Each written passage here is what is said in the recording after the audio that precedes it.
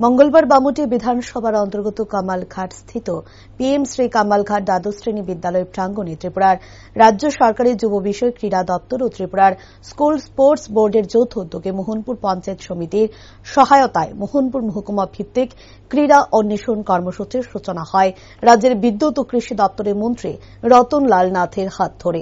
এ সময় মন্ত্রী রতনলাল নাথ ছাড়াও উপস্থিত ছিলেন মোহনপুর পৌর পরিষদের চেয়ারপারসন অনিতা দেবনাথ, মোহনপুর পঞ্চায়েত রাকেশ দেব, বামুটিয়া পঞ্চায়েত সমিতির চেয়ারম্যান দীপক কুমার সিংহ, যুব বিষয়ক ক্রীড়া দপ্তরের যুগ্ম অধিকর্তা পাইমং, যুব বিষয়ক ক্রীড়া দপ্তরের মোহনপুর মহকুমা জ্যোতি দাস সহ বিভিন্ন ব্লক থেকে আগত খেলোয়াড়রা।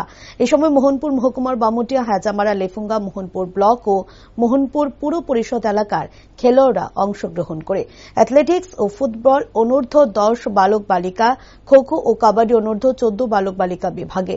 এই অন্বেষণে যারা বিজয়ী হবে তারা পরবর্তী সময় জেলা স্তর, রাজ্য স্তর, জাতীয় স্তর এবং আন্তর্জাতিক স্তরে অংশগ্রহণ করবেন বলে জানা যায়। এটা কিন্তু এই রাজ্যের জন্য প্রথম উদ্যোগ এবং অতীতে কেউ করেনি কোনদিন। এবং আমরা জানেন আমাদের শিশুরাই আগামী দিনের ভবিষ্যৎ। যারা গার্জিয়ান আছেন আপনাদের সাপোর্ট লাগবে। ছেলেকে স্কুলে পাঠিয়ে দিলেন, মেয়েকে স্কুলে পাঠিয়ে দিলেন, আর খোঁজ নিলেন না যে টিচারদের উপর ছেড়ে দিলেন, হবে না। একটা ছেলে মেয়েকে তৈরি করতে হলে 3টা জিনিস লাগে।